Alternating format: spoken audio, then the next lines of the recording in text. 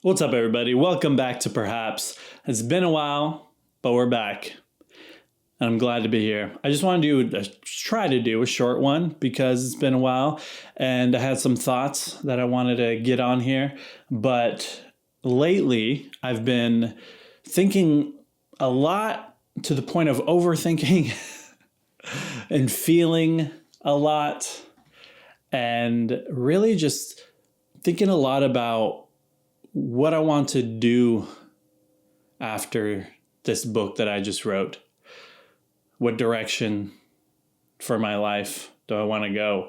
How do I want to use this platform? How do I want to use my voice? What do I want to use my creativity and time and energy?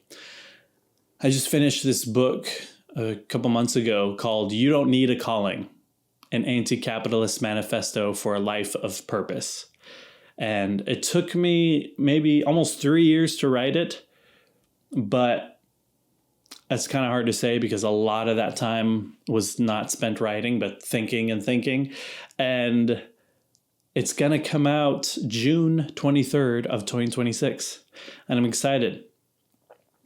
And in that book, a big part of it is me going through a bit of my own journey creatively.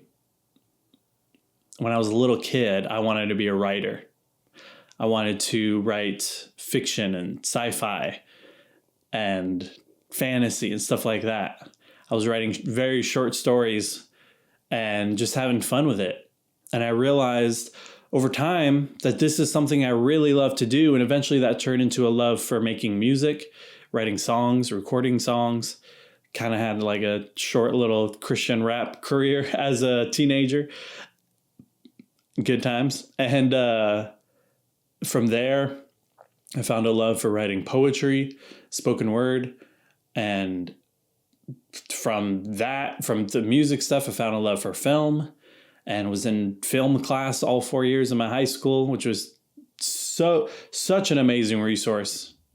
I keep thinking back to that and realize like how helpful that was for me my whole life. And from there, when I graduated high school, I thought I was either going to do music or film.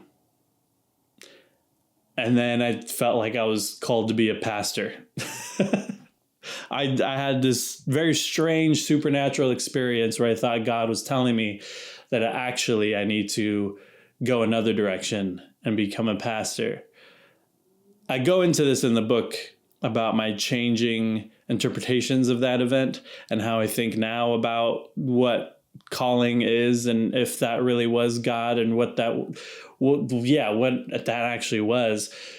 I go very, very deep into the book in a very vulnerable way, but that's not what this episode is about. But as I went into ministry and started teaching sermons and being creative in that way, I realized that the parts of my creative brain that were used for music and film totally thrive in preaching as well. And that I'm trying to connect things together, ideas and images and sounds and stories all together in order to communicate something, in order to make people feel something or make people think differently. And so I found a lot of joy in that. And then over time, I slowly just started, when I did make that shift into ministry, I thought like, I guess that's it for the music stuff and the film stuff. But I was going to say over time, I slowly found my way back to getting into that part of my creativity. That's partly what led to me being here on the internet, is me getting back into videography, and started this YouTube channel. This podcast is on a second YouTube channel, but my main YouTube channel, Damon Garcia, there were some older videos there that I ended up unlisting because, I don't know, they're kind of just all over the place. But there was just like more vlog style videos where I was just trying to be creative and film and document stuff, but also share a kind of progressive Christian message. And over time, I just got more specific and realized what I like doing and what other people like seeing me do is videos where I could just sit and talk to a camera. And that became my thing. And then eventually I got a deal, a book contract to write a book. So I was also a book writing guy. And I just finished writing my second book and also writing articles and stuff. But at the same time, I was saying earlier, I slowly found my way into enjoying being creative in general, making music for fun with my friends over the last few years, and finding myself leaning on a community of artists. Pretty much all my friends, all my local friends are artists. And that has been very important for me, has inspired me a lot, has motivated me a lot. I find myself connecting to artists more than I do with theologians. That's how it's been for always. And in the book, I get more into that. There's a whole chapter on that where I go a lot more in depth on the ways that my community of local artists has inspired me and shape who I am. And as I'm thinking about, okay, what do I want to do now? I feel like I just want to keep leaning on the creative aspect again, reclaiming a bit of a kernel of radical creativity and experimentation that was in me early on. By the way, behind me, if you're watching a video, is this big sketch pad that looks like just a bunch of scribbles. And it basically is, but it also means something, because I was recording this talk, basically, and that was my illustration for the talk with a Sharpie on this giant sketch pad.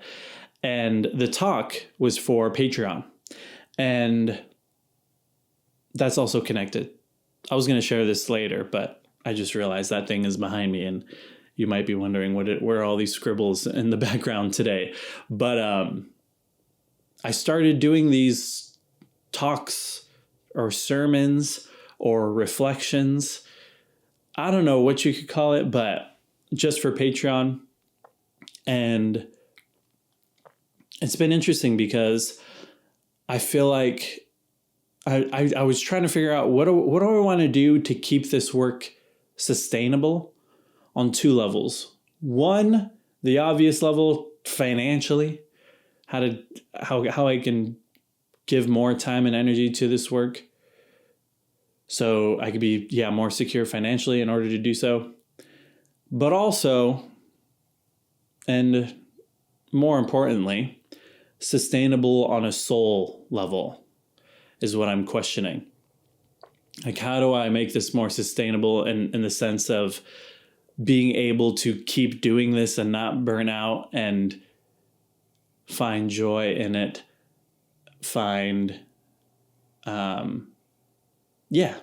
just to keep doing it and not be fake, be authentic, actually saying what I actually believe.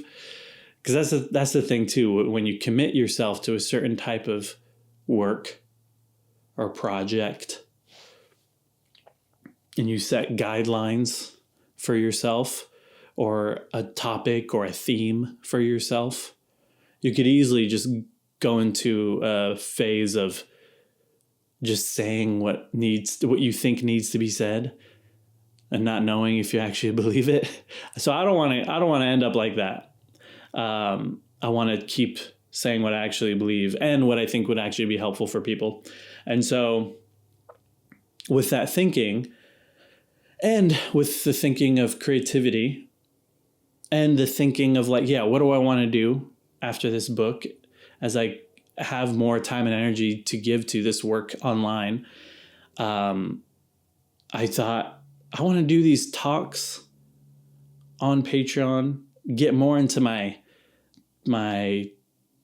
preaching energy, sort of preaching sermon. The reason I'm iffy about those words is because it's like, when I say preaching or sermon, I don't mean like a wagging your finger moral lecture or culture warring all over you like many sermons today. I don't mean like, okay, let's open the Bible word by word, verse by verse. In the Greek, it really means this. I don't mean that either, but rather what I'm really, really passionate about right now and thinking about a lot about right now is creating space to cultivate radical hope and imagination.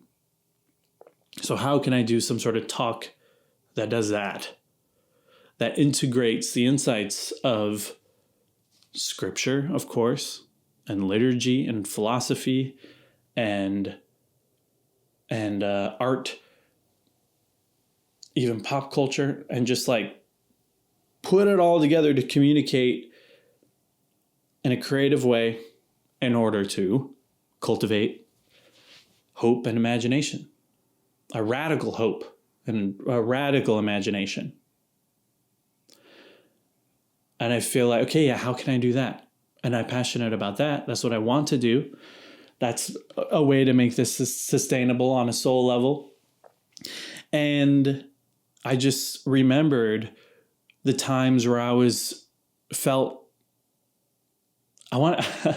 keep wanting to, a couple of times I've avoided saying this term, where I felt in my bag. In my bag, it feels like way too monetary, way too hustle culture, grind set, entrepreneur, capitalist, in my bag. But what I mean by in my bag is like in tune with a deep part of my organic energy. But that's even more cringe to word it that way. So anyway, thinking about when I've felt in my bag and thinking back to times where I was just trying to do something, where I was creative in general in many parts of my life in many different ways. But when it comes to talking about the things I believe in religiously and politically and putting it together and communicating in a way that's helpful for people, I was remembering preaching and doing these creative sermons that I've found myself doing over the years, back when I was in a more church evangelical environment and afterward. And so I just wanted to tap into that and make some videos that are more like that. Also in a space that I don't have to worry about the algorithm. And so that's what, also in a space where I don't have to worry about trolls. So with all that in mind, I've started to make these videos. I just filmed the third one. Been posting them every week on my Patreon page, where I'm giving these talks where I go much deeper into kind of a different creative spiritual perspective.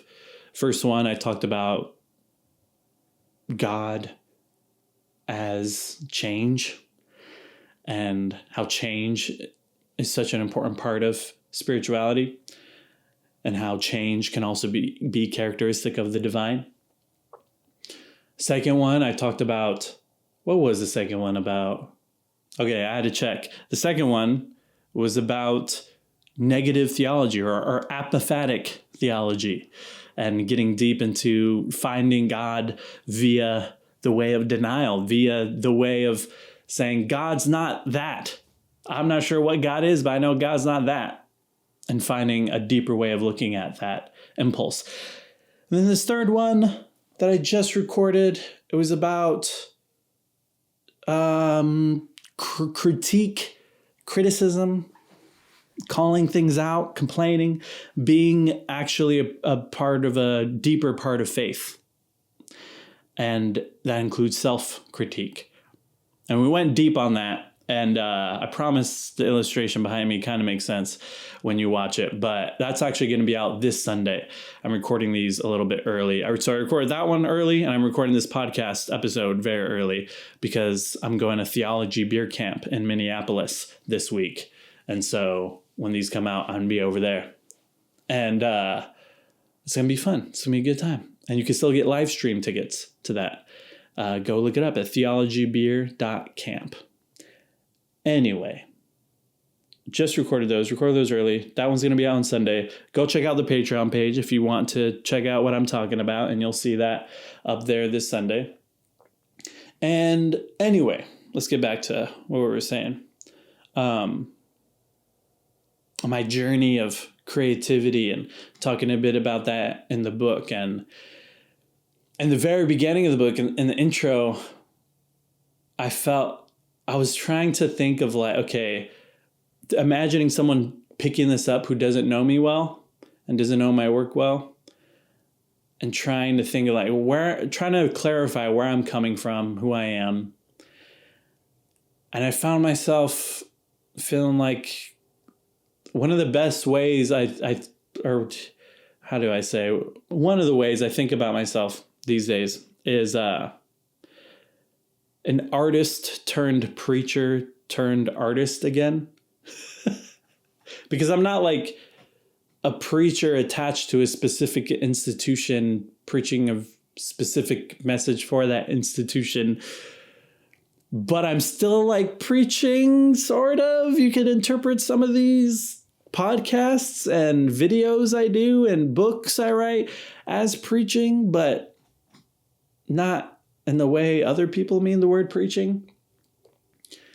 But really, I just feel like an artist again, who's just talking about the things that matter to me and trying to communicate it in a way that's valuable and helpful and healing and even radicalizing for people. That's all we're doing over here. And so with all that, now that's the background info before we get into what I wanted to talk about in this episode, which is that we need more creativity. And I'm saying that in a very biased way, which is because I'm saying that I would like to lean back into a lot of the creativity that I feel like I've lost over the years. Oh yeah, and I was saying how like this journey of doing work online where I'm talking to a camera, making these videos, talking to a camera, like as that became more specific, like I sit down, talk to a camera the whole time, try to spread a particular message, that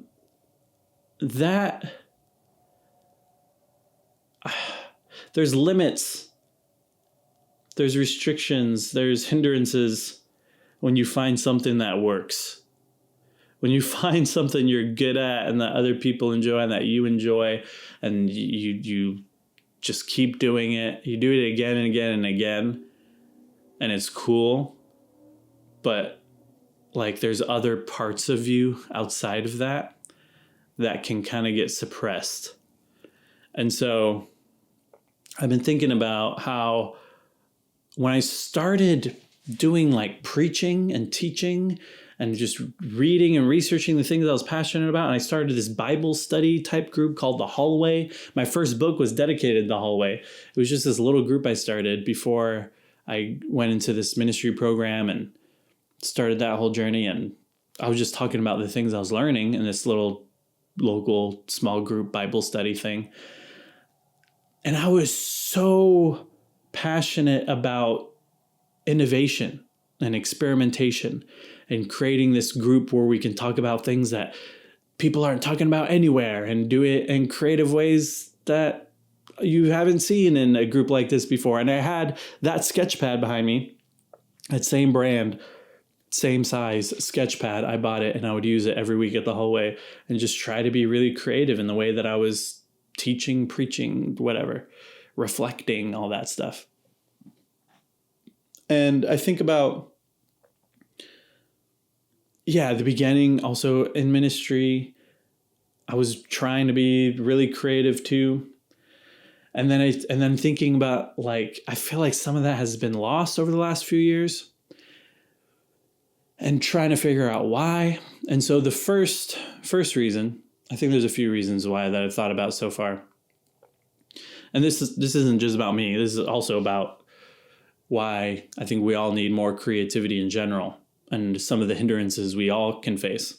And so the first one is that what I just explained, how like when you find something that works and you keep doing it, other parts of you can be suppressed. So it's like I remember when I started making these talking videos on YouTube, the big thing for me at the time was I want to talk about things from a Christian leftist perspective, or make videos for Christian leftists. And the reason that was really important to me was because that's something I cared a lot about personally, but also I felt like there wasn't really that space on the internet. There's a lot of books that spoke to a Christian leftist perspective, a lot of scholarly articles, some podcasts. Also, a lot of those books were very academic, but there was just like two YouTubers that I found at the time that were talking about Christian leftist stuff. And both those channels hadn't posted anything in years when I looked back then. And so I was like, okay, this feels right. And that's what it was all about.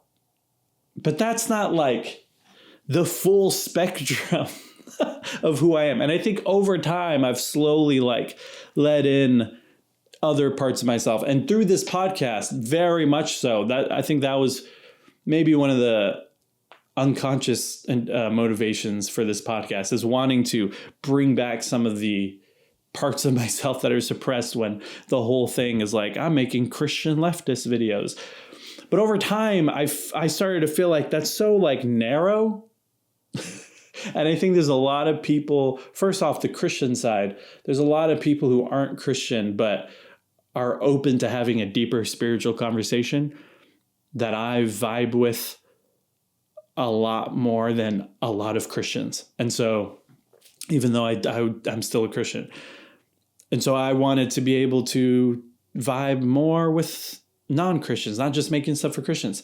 And then in terms of the leftist part, there's capitalism, fascism, neoliberalism has done a number on suppressing resources and forms of education. And so a lot of people don't know what they believe politically, but they're learning, and a lot of people are open to learn more and to find more radical anti-capitalist perspectives, which is what I mean by leftist. And I feel like when you make a space online that's like, we're just for leftists, or just for socialists or communists or anarchists, when you make a space that is just for them, I feel like it can quickly become a space that the people who are just wanting to learn and start learning feel very excluded from, and don't know how to find their place in those spaces that are like just about a political identity. Spaces online and offline that are more about a political cause is different and better. But when you're just about a political identity or a political tendency, or a political party, I don't really want to do that. It's not as cool. And I feel like it makes it really hard for a lot of people who are open to learning and still learning, and to find their place in there. And so, over time, I just gradually stopped saying like, oh yeah, I'm the Christian leftist guy making Christian leftist videos for Christian leftists. And started to get more broader over time. I was saying things like, I want to be, what was I saying for a while?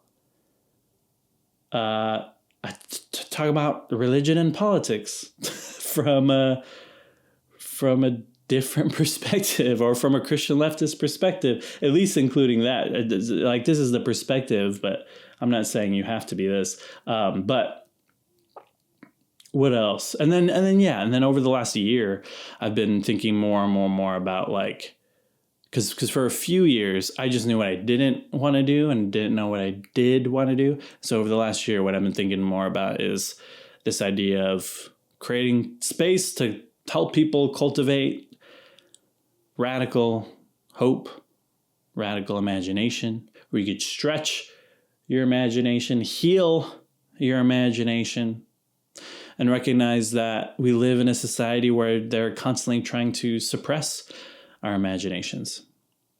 And we need to take that back in order to build a better world and a better life, inner life and outer life for ourselves. And so I'm just kind of blabbing about like the evolving ways I've thought about what I'm doing. Like I said at the very beginning, I've been thinking and overthinking. But I'm sure some of you who've been here for a while could appreciate my thoughts on this. But let's go back to, we need more creativity and some of the things that can hinder that. So yeah, the format can hinder things. That's one. Secondly, I feel like when I think about how more free and experimental and creative I used to feel when I would teach and preach, one of the differences I think of is when I shifted away from evangelicalism and got more into a more progressive version of Christianity, which is what I mean by that is a Christianity that integrates the insights of modern scholarship instead of rejecting it and pitting God in the Bible against modern scholarship. When you actually integrate those things and that helps you read the Bible differently and live out your faith differently. When I made that shift to taking that seriously and it changing the way I read the Bible and everything, I felt like there was just so much that I needed to learn that was kept from me in an evangelical Christian environment. And I wanted to get it right. Now, that's the second thing that I think has hindered my creativity in the past and can hinder the creativity of a lot of people who are trying to make stuff out there, is this idea that there's all of this scholarship, all of this work, all these books, all this theory that's been done ahead of you that you need to follow and to be influenced by. And it makes you feel like, okay, there's a lot that I need to read, and I want to talk and communicate and get my voice out there and say what I believe in to people, but I don't want to get anything wrong. And that in itself hinders you to only talking about specific things, I feel like or just avoiding anything you have the slightest bit of doubt about. If you have any bit of doubt or any feeling of like, yeah, I've read this and I feel like I understand it, but I haven't read all of this or that. I haven't read all of that author or all of the theory behind that. I haven't read all that. Therefore, I feel like I can't speak on it. And that can be a huge hindrance. And if you feel like I want to be able to align myself with like a particular political identity or religious identity, and there's all this stuff that that you feel like you need to read and learn that's associated with that identity, then even more so it feels like, well, I can't say anything outside of this perspective, or I can't say anything that I haven't learned yet. And again, it could just create this hindrance. And another one that could create a hindrance. I guess this is pretty much the same point, actually. Based, how do I word this? The idea of including like other people's important perspectives and citing other work that has come before you, and the importance of giving voice to those who have come before, who have not been platformed, who've marginalized voices, marginalized perspectives. That's all really important. And at the same time, I feel like that can make people question their inner wisdom, and not know what to do with their inner wisdom. And even question if they should share their inner wisdom at all. If their inner wisdom has any value at all. It's like, if I can't source some other theorist or activist or theologian or philosopher that has come before me, then it's not worth saying, or it's not worth putting my voice out there. And I think there's a lot of white dudes out there that I feel like there's been this good backlash to the white dudes who always center themselves over everything. There's been a good amount of like putting them in check, of telling them like, this isn't all about you. You don't need to go out and spread everything you think. You don't need to start a podcast. You don't need to be the leader of a movement. You need to realize there are other people who have spoken before you, and there are other voices that need to be platformed. And that's all been, I think, a good keeping in check of people. And at the same time, I think there's also a lot of white dudes out there who are too scared to say anything at all, because they've taken that critique and that checking very seriously, and they don't know what to do now.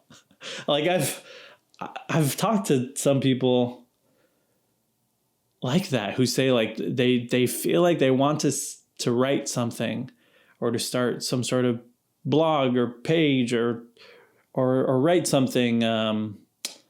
They feel like they have something to say, but they also feel like they don't want to just be another white dude. And I try to encourage them like, well, there's a balance here.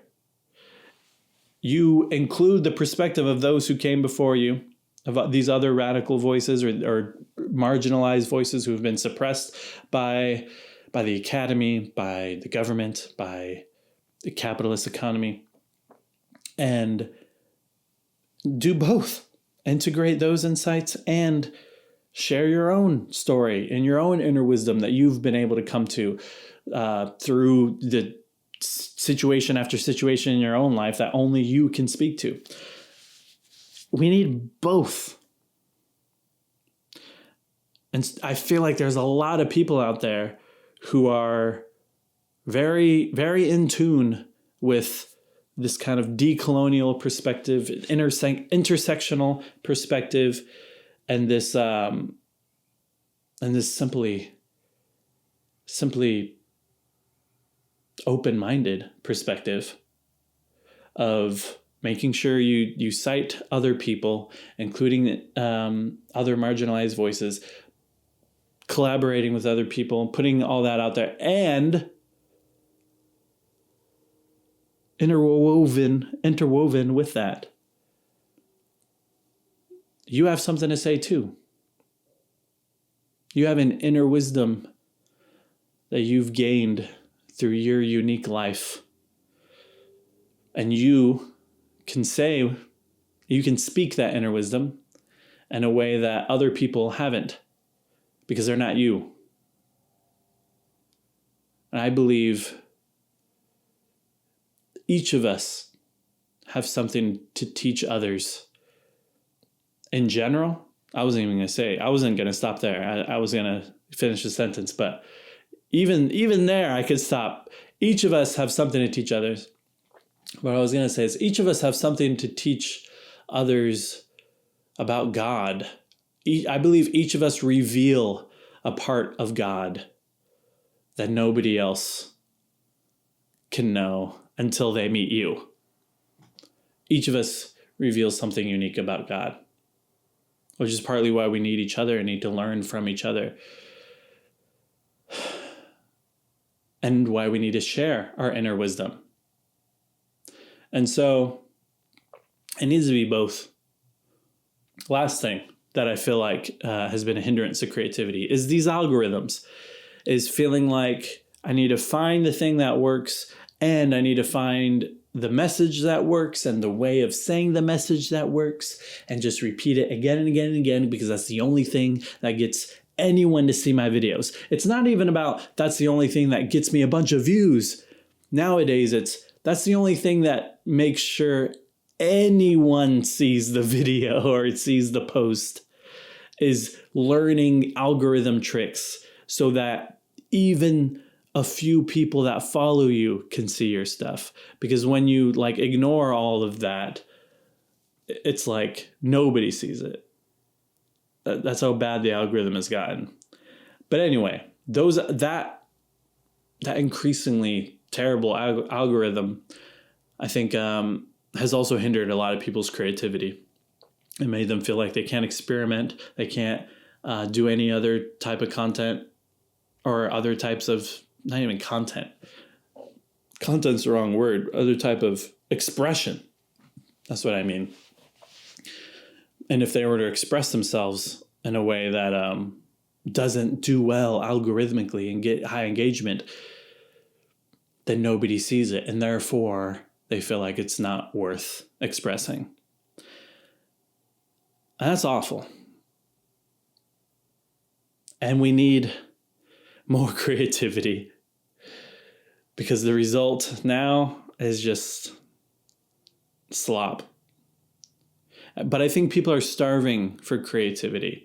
I especially think people are starving for authenticity. More unique people fully sharing their uniqueness and sharing their unique inner wisdom, expressing themselves however they want to express themselves.